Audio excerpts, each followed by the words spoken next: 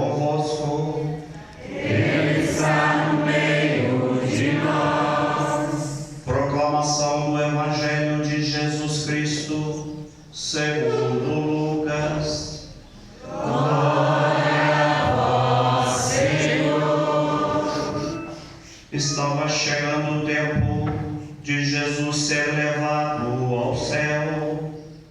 Então ele tomou a firme decisão de partir para Jerusalém e enviou mensageiros à sua frente. Estes puseram-se a caminho e entraram no povoado de Samaritano.